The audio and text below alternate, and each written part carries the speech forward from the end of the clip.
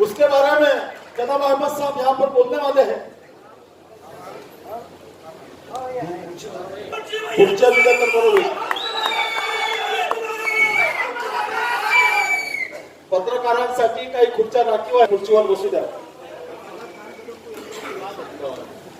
सर्व पत्रकारांना विनंती आहे की त्यांनी समोरच्या उजव्या बाजूला या ठिकाणी यावं।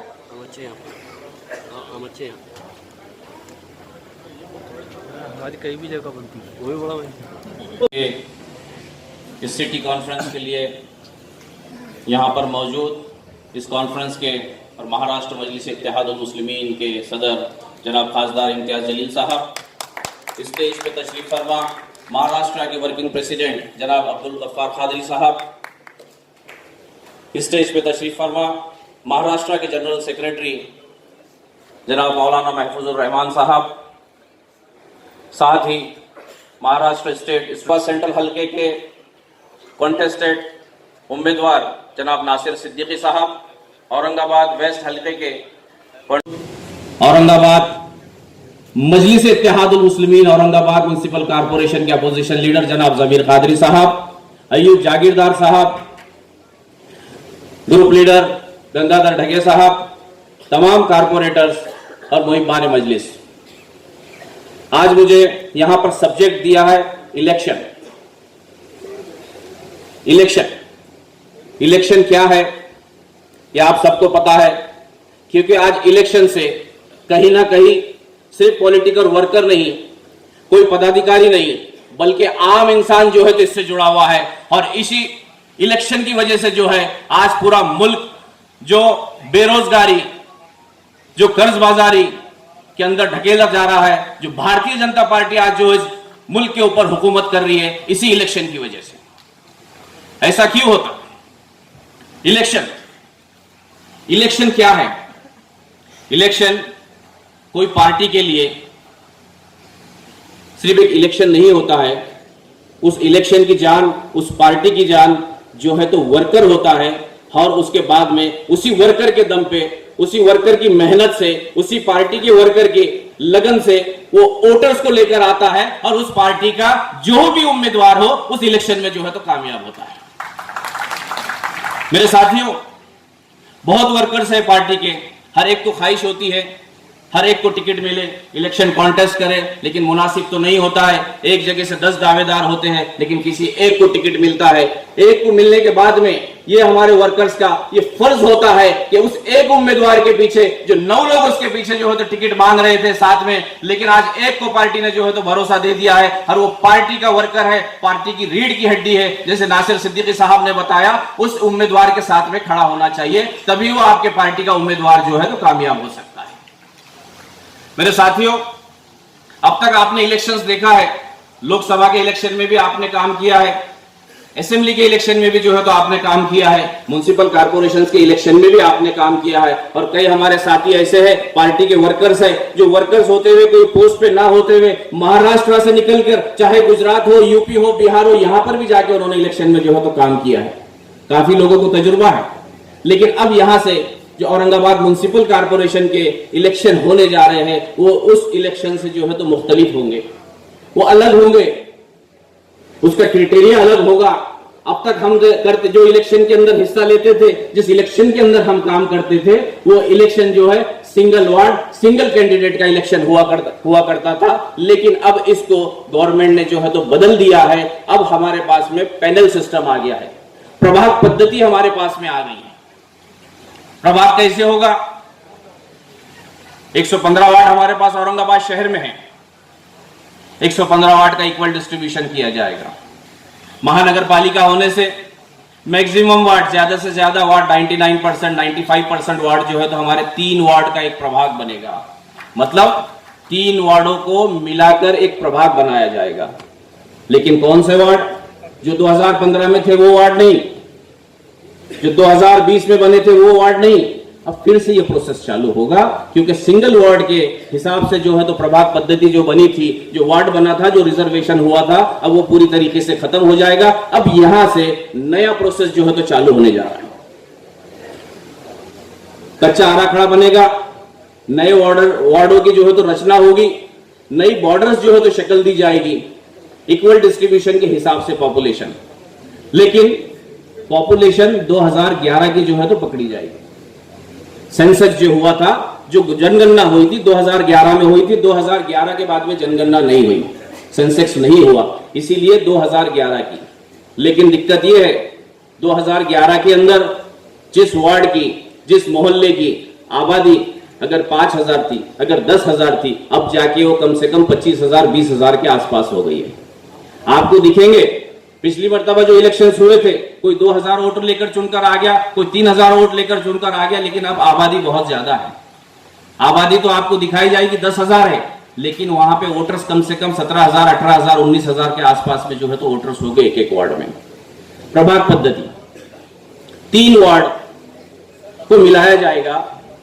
जो Maharashtra election commission municipal corporation को डायरेक्शन देगा, आप नॉर्थ से वेस्ट जाइए, वेस्ट से ईस्ट जाइए, या ईस्ट से जो है तो साउथ जाइए, साउथ से वेस्ट जाइए, या नॉर्थ से ईस्ट जाकर वेस्ट जाइए, इस तरीके से डायरेक्शन दिया जाएगा। वो डायरेक्शन आपको सोचने की जरूरत नहीं है, वो अधिकारी है, म्युनिसिपल कारपोरेशन के लोग हैं, वो सोचेंगे, उसके ऊपर काम करेंगे। लेकिन आपको उस डायरेक्शन को जो पार्टी के पदाधिकारी होंगे उनको उसके ऊपर नजर रखनी है। क्यों? कि हो सकता है जो डायरेक्शन इलेक्शन कमीशन ने दिया है उससे हटकर जो पिछली मर्तबा हुआ था उसको हाई कोर्ट में चैलेंज किया गया, वही मैटर अब सुप्रीम कोर्ट में है और सुप्रीम कोर्ट ने पूरे प्रोसेस को स्टेट कर दिया, क्योंकि कुछ ना कुछ उसके अंदर गलत हुआ था। अगर वार्ड की रचना गलत होगी, आपकी वार्ड की बॉर्डर्स अगर गलत होगी, तो आपका रिजर्वेशन बदलेगा, आपका रिजर्वेशन बदलेगा। मिसाल है आरिफ कॉलोनी वार्ड, वो एससी हो गया। क्यों एससी हुआ? हाँ, तो एससी वोटर्स बहुत कम है। टाउन हॉल एससी होना चाहिए था, बड़कल गेट एससी होना चाहिए था, एकनाथ नगर एससी होना चाहिए था, अंबेडकर नगर एससी होना चाहिए था, वो एससी नहीं हुआ, ये एससी क्यों हो गया? क्योंकि वार्ड की रचना गलत हुई, और वार्ड की रचना करते टाइम में हमने जो है तो उसके ऊपर तवज्जो नहीं दी, हमने उस पर ऑब्जेक्शन नहीं डाला, हमारा ऑब्जेक्शन जो है तो नहीं था, इसके लिए जो है तो वो ग्रांट हो गया, वो मंजूर हो गया और रिजर्वेशन गलत हो गया। तो इसके ऊपर भी जो है तो नजर रखना पड़ेगी। ये आपका काम नहीं है, लेकिन जो पार्टी के पदाधिकारी रहेंगे, जो ऑफिस बेयरर्स रहेंगे, ये उनके लिए है, उनको इसके ऊपर जो है तो नजर रखनी पड़ेगी। वार्ड बनने के बाद में जो डायरेक्शन सिलेक्शन कमीशन के आएंगे, 3 वार्डों को मिलाया जाएगा। 115 वार्ड हमारे पास में है, शायद 36 प्रभाग बनेंगे, 36 प्रभाग बनेंगे, 37 बनेंगे। लेकिन 36 प्रभाग के बाद में एक जो प्रभाग रहेगा या तो 4 वार्ड का बनेगा या 2-2 वार्ड के 2 करना पड़ेंगे। इस तरीके से 38 बनेंगे, 37 बनेंगे, लेकिन लॉजिक ये है 37 बनेंगे। अब आपके 115 वार्ड जो है 37 वार्ड में तब्दील हो गए। एक वार्ड में वोटर्स हुआ करते थे 10,000, हम एक वार्ड में काम करते थे, अब वोटर्स हो गए 30,000। और जब तक मतदार यादी बनेगी, जब तक वो कम से कम 36 से 40,000 के आसपास जो है तो पहुंच जाएंगे। इलेक्शन वर्कर्स और वोटर्स का इलेक्शन होता है। वो पार्टी का वर्कर्स जो जी तोड़ के मेहनत करेगा, जो ईमानदारी से जो उसे जिम्मेदारी दी गई वो जिम्मेदारी को पूरा करेगा, तभी उस पार्टी का कैंडिडेट जो है तो जीतेगा। फिर रिजल्ट आ गया वर्कर के ऊपर। इसलिए वर्कर मजबूत होना चाहिए, वर्कर को नॉलेज होना चाहिए, वर्कर्स को मतदार यादी उसका नॉलेज होना चाहिए। जितने वार्ड सदस्य हो गए,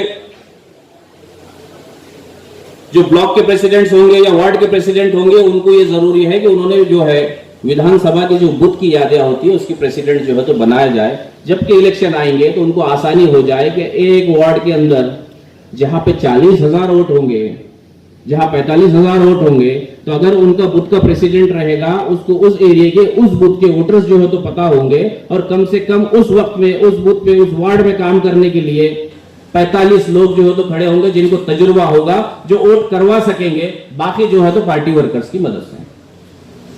तो 3 वार्ड, अभी इलेक्शन कैसा होगा 3 वार्डों का।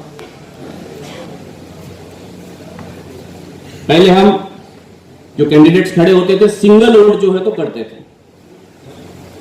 एक कैंडिडेट को 1 वोट डालना रहता था, एक वोटर को 1 वोट डालना रहता था। लेकिन अब एक वार्ड 3 वार्डों का बनने जा रहा है, पैनल बनने जा रहा है। कैंडिडेट तो हो गए 3, कैंडिडेट 3 ही हो गए, A B C, ward number 1 A B C, ward number 2 A B C अ ब क, इस तरीके से जो है तो उसको तरतीब दी जाएगी।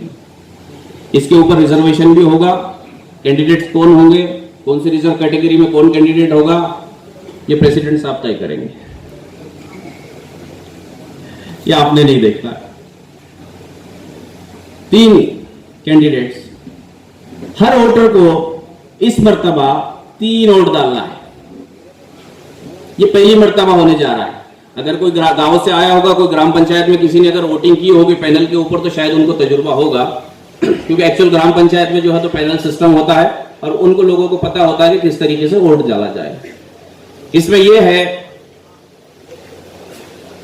पार्टी के जो कैंडिडेट हो गए 3 उस पैनल के अंदर, हर वार्ड से उन्हीं 3 ही कैंडिडेट्स को, वोटर्स को 3 वोट डालनी पड़ेगी।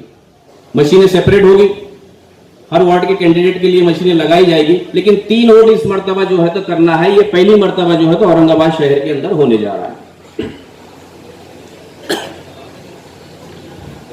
3 वोट डालना है। बाज वक्त क्या होता है, आखिर दादा सामने बैठे हुए ग्राम पंचायत के इलेक्शन जो है तो लड़ते हमारे तालुका सदर सोएगा, एक इसको डालो, 2 उसको डालो, एक मेरे को डालो, 2 किसको भी डाल दो।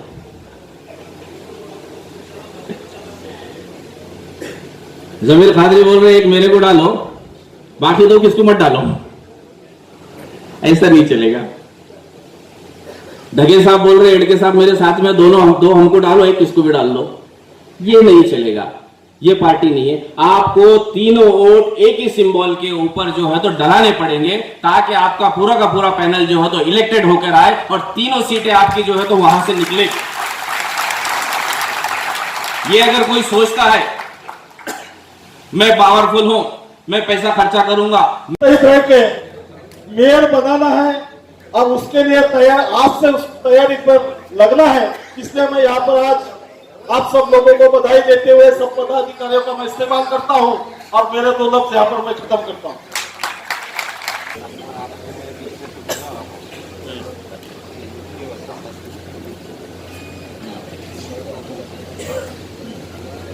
औज़ु बिल्लाहि मिनश शैतानिर रजीम, बिस्मिल्लाहिर्रहमानिर्रहीम। से इत्तेहादुल मुस्लिमीन कार्यकर्ता शिविर मेड़ावे के मौके पर प्रभाकर पालवे साहब, अरुण बोर्डे साहब, स्टूडेंट विंग, महाराष्ट्र के सदर कुणाल खराज साहब, जिला सदर समीर साजिद बिल्डर साहब और इस प्रोग्राम के रूहे रवा जनाब शारिद नक्शबंदी साहब, शहर सदर औरंगाबाद, और तमाम मेरे साथी कॉर्पोरेटर्स और मुहिब्बान मजलिस, अस्सलाम वालेकुम।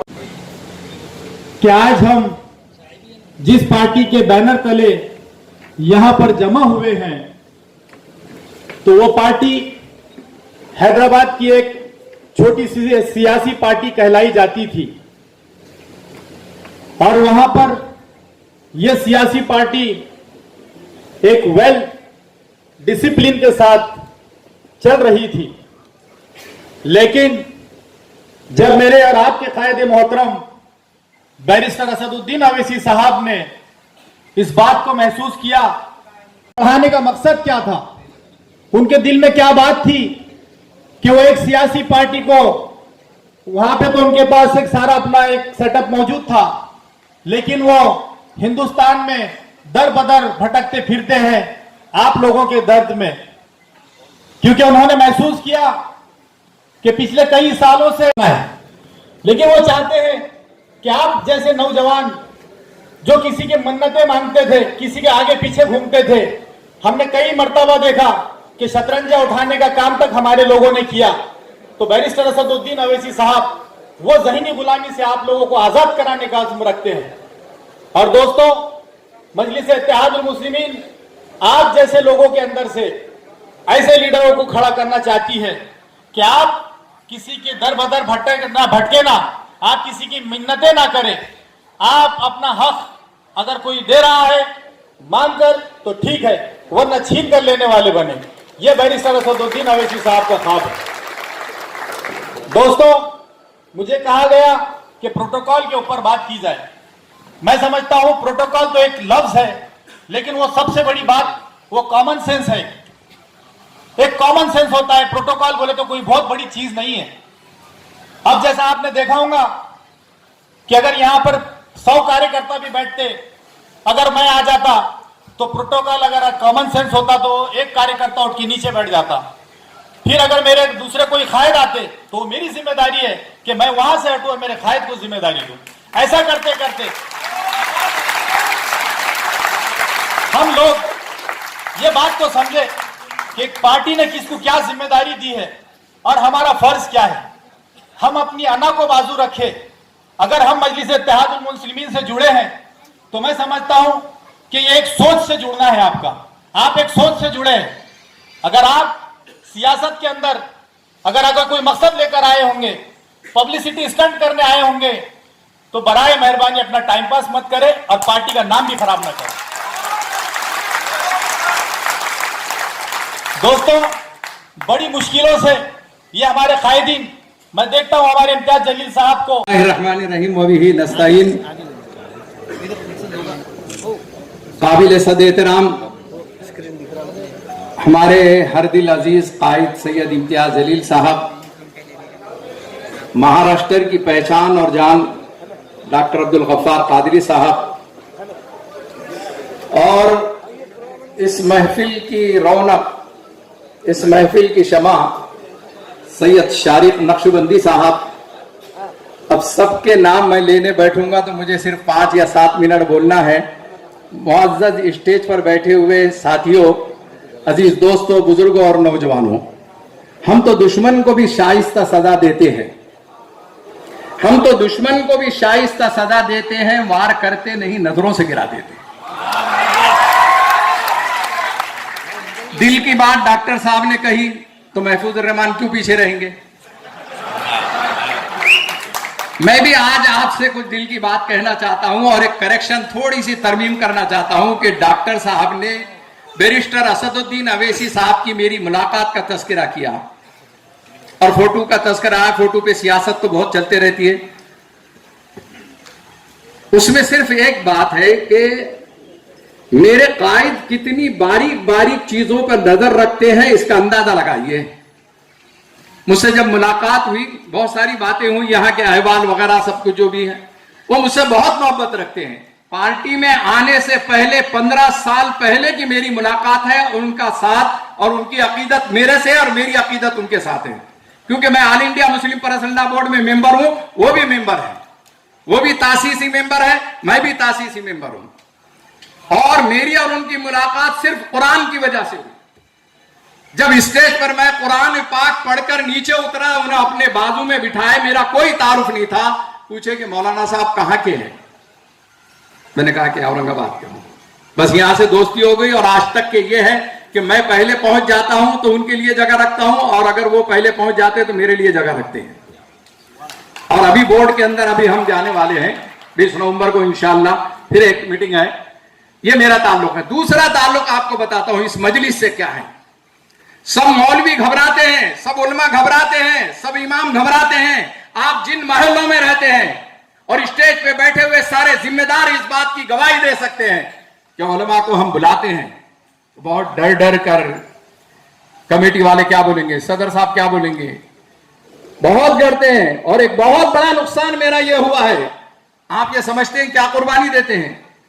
मैं हर दिल अजीज था, हर मस्जिद में जाकर बयान कर सकता था, लेकिन जब से मजलिस की छाप मेरे ऊपर लगी है, अगर उस मस्जिद का सेक्रेटरी या सदर या मुतवल्ली जो है एनसीपी का या कांग्रेस का है, वो ये बोलता मौलाना का बयान मत होने दो, हम बर्दाश्त करते हैं, हम कुर्बानी देना जानते हैं और हमें कोई चीज नहीं चाहिए इससे। न मेरे बेटे को कोई कारपोरेटर मुझे बनाना है, इसमें सलाहियत नहीं है, ऐसा नहीं है। मेरे सारे बेटे आलिम हाफिज कारी होने के साथ साथ ग्रेजुएट हैं। एक मेरा बच्चा जो है लंदन से एमएससी पेट्रोलियम करके आया हुआ है, पीएचडी है। खड़े रह सकते मेरे महल्ले के वार्ड के अंदर मेरे काम या मेरे जो भी खिदमत है, लेकिन मुझे कभी भी रेस में नहीं आना। क्यों अंदेशा करते हो, क्यों परेशान रहते हो। और एमएलए के लिए भी मुझे आना नहीं था। मेरे चंद साथियों ने थोड़ा सा पिन चढ़ाया और ये सोचा कि किसी तरफ निशाना लगाना, इसलिए मैं खड़े हो गया था। वरना अगर मैं जिद करता और खड़े रहना चाहता, किसी की ताकत नहीं थी कि वहां पर वो खड़े रह सके। एक बात जहन में रख लीजिए, सियासत में जो है जिस तरीके से जो चालाकियां या जो मक्कारियां चलती है या जो गुंडागर्दी है, ये सारी चीजें चलती है, उन सबको हम करीब से देख रहे हैं। तो बैरिस्टर असदुद्दीन साहब बड़ी बारीकी से नजर रखते हैं। फरमाया कि भाई मौलाना आपकी जो है तस्वीर नहीं आती, क्या बात है कि आप मजहबी एतबार से आपने मना कर दिया है? मैंने कहा कि साहब ये तो इशारा किसी साजिशी की तरफ से दिख रहा है।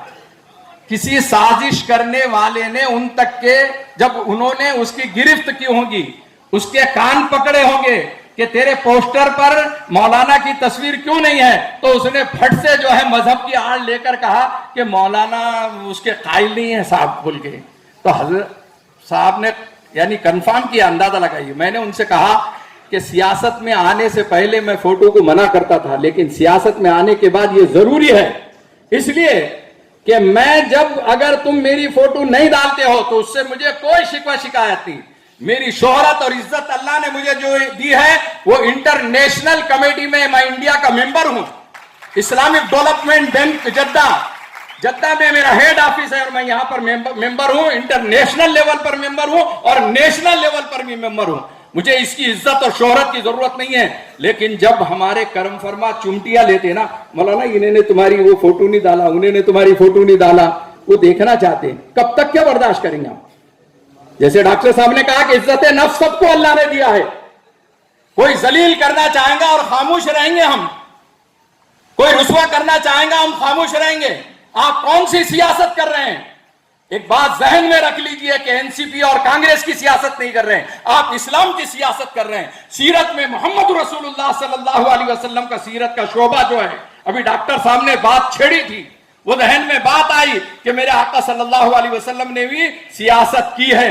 अगर कोई ये कहता है कि इस्लाम बगैर सियासत के है तो वो पूरा मुसलमान नहीं है, जहन में रख लीजिए।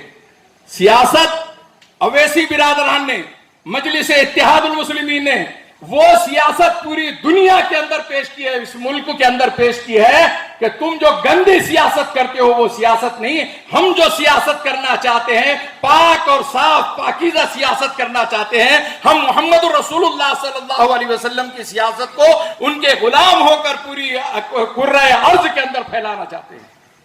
सियासत एक सियासत वो है जो जाती मफादात के लिए की जाती है, और एक सियासत वो है जो कौम और मिल्लत के लिए की जाती है।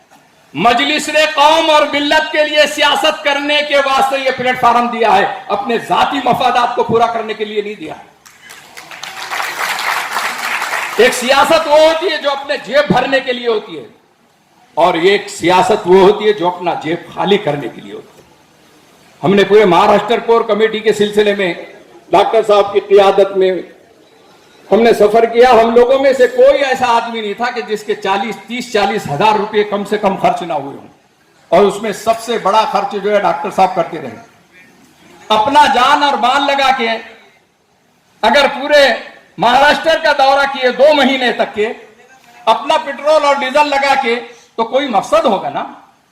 एक सियासत वो है जो कौम और मिल्लत के लिए की जाती है, और उस कौम और मिल्लत की सियासत मोहम्मद रसूलुल्लाह सल्लल्लाहु अलैहि वसल्लम ने अपने नाम लेवाओं को दिए दीजिए।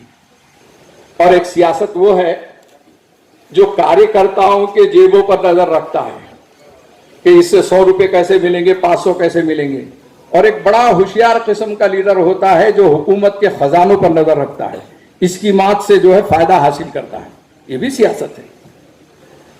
और इस सियासत के नशे व फराज को अगर समझना है तो आप एक बात जहन में रख लीजिए कि मजलिस इत्तेहादुल मुस्लिमीन ने कलमे की बुनियाद पे सियासत दी है, मजहब की बुनियाद पे सियासत दी है। और मेरे कायद बैरिस्टर असदुद्दीन साहब की पूरी तकरीर में आधी तकरीर मजहबी तकरीर होती है। एक जुमला बैरिस्टर असदुद्दीन अवैसी साहब ने यह भी फरमाया कि मुझे कभी मौका मिलेगा तो मैं जिक्र करूंगा, तुम्हारे औरंगाबाद वालों को एक मौलवी बर्दाश्त नहीं होता, एक आलिम बर्दाश्त नहीं होता, एक एकुलता आलिम है तुम्हारे दरमियान में और तुम उसको जलील करते हो, उसको साइड में करना चाहते हो, उसको नजरअंदाज करना चाहते हो, उसके साथ सौतेला सलूक करना चाहते हो। आपको जवाब देना है, मुझे जवाब नहीं देना है। बहरहाल बातें तो बहुत कुछ कहनी थी, चिट्ठी भी आ गई और मैं कभी चिट्ठी लेता ही नहीं हूं। आज अगर 3 मिनट की तकरीर बोले तो मैं 3 मिनट की तकरीर करना जानता हूं, लेकिन दर्द दिल रखने के वास्ते एक खानदान हम हैं बैठे हुए, हम साथी हैं, हम एक साथ काम कर रहे हैं, इस लिहाज से मैंने अपना दर्द आपके सामने रखा और थोड़ा करेक्शन करने में बैरिस्टर असदुद्दीन अवैसी साहब का नाम नहीं लेते हैं डॉक्टर साहब, तो शायद मैं तस्करा भी नहीं करता था। आखिर में मैं एक बात अर्ज करना चाहता हूं कि जी दोस्तों, मैं क्या काम करता हूं? मैं अपोजिशन के खैमों में जाता हूं, अल्लाह रसूल की बात करके जोड़ने की बात करता हूं। मैं क्या काम करता हूं? मेरे पास ग्रुप, इसका ग्रुप उसका ग्रुप आता है, मैं अल्लाह रसूल की बात करके उनको दोनों के दिलों को मिलाने की काम करता हूं। मैं अपने साथियों में से बहुत सारे वो समझते हैं कि जनरल सेक्रेटरी या मौलाना से कुछ अपने को फायदा हो जाएगा, तो मैं तरीके से देखता हूं कि ये कौम और मिल्लत की हमदर्दी में गली कूचे फिर रहा है, पसीना बहा रहा है, लेकिन इसकी जिंदगी में दीन नहीं है, उसे दीन देने की कोशिश करता हूं। मैं उसको कहता हूं तो कौम और मिल्लत की और इंसानियत की बात बाद में कर, तेरे खानदान को देख, तेरे माँ बाप को देख, वो मोहताज बनकर तेरे सामने हाथ फैलाने को तैयार है, तू दूसरों को तकसीम करता है लेकिन माँ बाप को खैरात बोलकर भी चंद लुक़मे नहीं देता है। मैं ये काम करता हूं, मैं जमीनी सतह का काम करता हूं। कभी मौका मिलेगा तो मैं आपको बतलाऊंगा, बहरहाल ये मौका नहीं है। और एक मर्तबा मेरे